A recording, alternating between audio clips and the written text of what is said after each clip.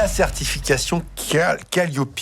Mais que recouvre exactement cette certification et quels sont les grands principes et les objectifs de cette certification?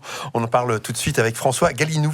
Bonsoir François. Bonsoir. Vous êtes président de l'ICPF, c'est un organisme de certification des prestations de formation. Oui, exactement. Alors, je crois que vous avez 2 minutes de pitch pour nous présenter justement votre organisme et puis ensuite on discute ensemble. Entendu. Allez, c'est parti. Alors, l'ICPF, c'est un organisme de certification qualité qui existe depuis 30 ans. Nous sommes dédiés à la formation, la montée en compétences en général. Notre métier consiste à faire des audits de qualité sur la base de référentiels et à délivrer un certificat et ensuite à continuer à faire des audits pour que le certificat soit maintenu. C'est pas un concours avec un diplôme, là, il y a des audits réguliers pour maintenir la certification dans le temps. Alors, notre métier est important, puisque la qualité de la formation, c'est très important. On accorde de plus en plus d'importance à la qualité de la formation. On délivre 4 types de certifications. Une certification pour les personnes physiques, les professionnels de la formation, des certifications ISO pour les organismes qui veulent aller à l'international, et la certification Calliope, qui est notre produit phare, qui est délivré sous le contrôle du COFRAC, qui est un organisme de contrôle de toutes les certifications. Et c'est une certification qui appartient au ministère du Travail. Voilà. Et il est prévu à terme que la certification Calliope soit étendue aux établissements d'enseignement supérieur. Aujourd'hui, dans votre domaine, elle concerne surtout l'apprentissage. Mais à terme, il est prévu par le ministère du Travail, de l'Éducation et de l'Enseignement supérieur qu'elle soit étendue à l'enseignement initial, ce qui va représenter environ 5000 établissements qui sont concernés. Et nous avons là, ce qui va changer aussi, c'est que jusqu'à présent, la certification Calliope était une condition sine qua non pour que l'établissement soit financé par les fonds publics. Là, dans le cas de l'enseignement supérieur, on rentre dans un autre domaine, puisque les principaux sponsors de l'enseignement supérieur, c'est les parents. Et donc là, ce sera un signe de qualité pour les parents. L'école aura certification Calliope ou pas. Et donc les parents auront ce signe de qualité et évidemment les étudiants. Merci François, de nous avoir éclairé. Juste pour bien comprendre, vous l'avez dit, si je comprends bien, les certifications Calliope ne sont pas... Une certification Calliope n'est pas obligatoire pour une école de l'enseignement supérieur. Oui, aujourd'hui, c'est pas obligatoire. Oui, Elle le sera demain, c'est ça? Elle le sera demain, oui, c'est prévu. À partir de quand? Alors, ça devrait intervenir. Alors, il y a quelques incertitudes sur le plan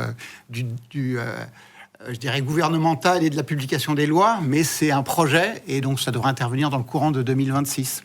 Qu'est-ce que ça va changer concrètement, notamment pour les étudiants et les parents d'élèves?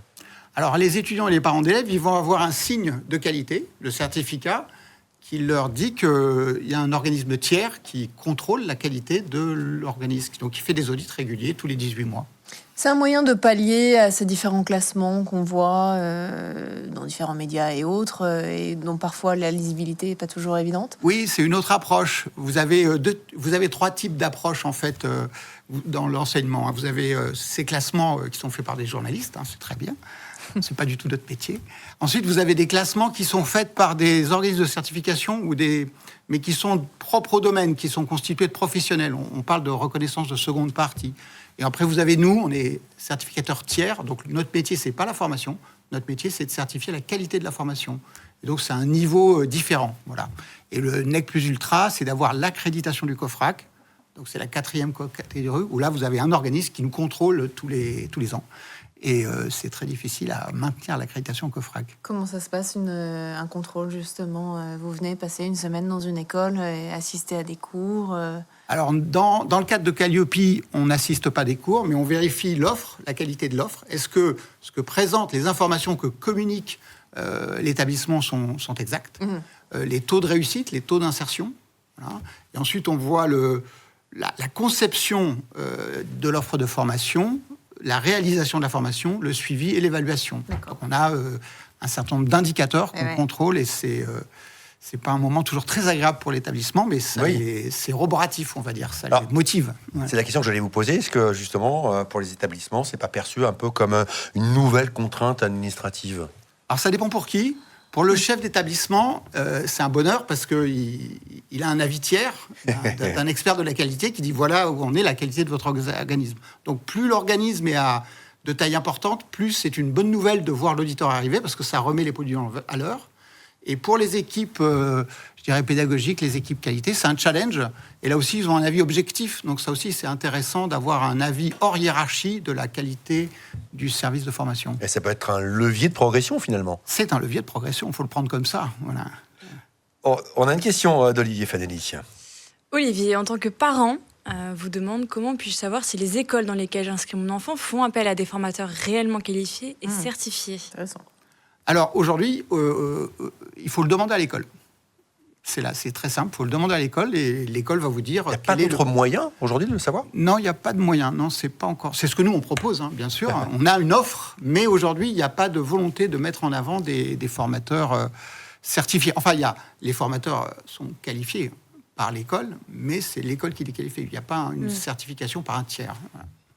Donc l'école n'est pas du tout obligée de transmettre ces informations. L'école, elle est obligée par le ministère de l'Éducation si par exemple vous enseignez au niveau master, l'enseignant doit avoir le niveau master. Voilà. Donc il y a quand même ça. Voilà. On ne peut plus normalement enseigner maintenant si on n'a pas le niveau le niveau de diplôme dans lequel on enseigne. Marie-Chantal, dans le chat, vous demande si l'établissement n'a pas de certification, est-ce qu'il faut éviter, fuir ? Alors aujourd'hui, c'est un peu plus simple que ça, parce qu'en fait, dans l'apprentissage, si c'est un enseignement par apprentissage, la certification est obligatoire. Un CFA, par exemple. Un CFA, il est forcément certifié, parce que sinon, il ne peut pas obtenir les financements. Voilà.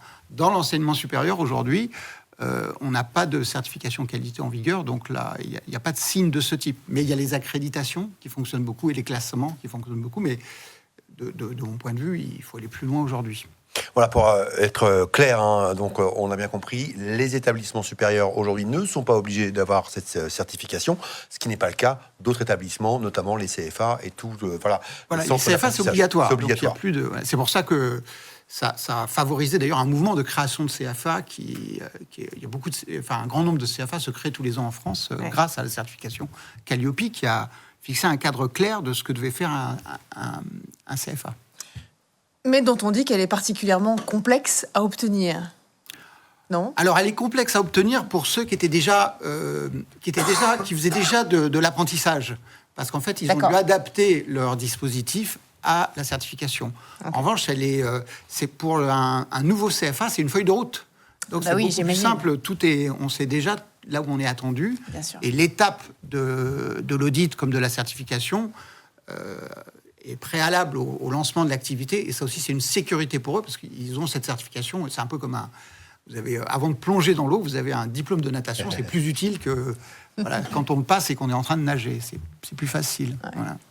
Pour conclure, François, le message que vous souhaitez aujourd'hui faire passer, c'est justement peut-être aux établissements de commencer à s'impliquer dans cette démarche en embarquant un petit peu tout le monde, à la fois le personnel enseignant et puis l'ensemble du personnel des établissements. Oui, il y a eu un grand débat depuis 2 ans sur le fait de créer une certification qualité pour les établissements d'enseignement supérieur.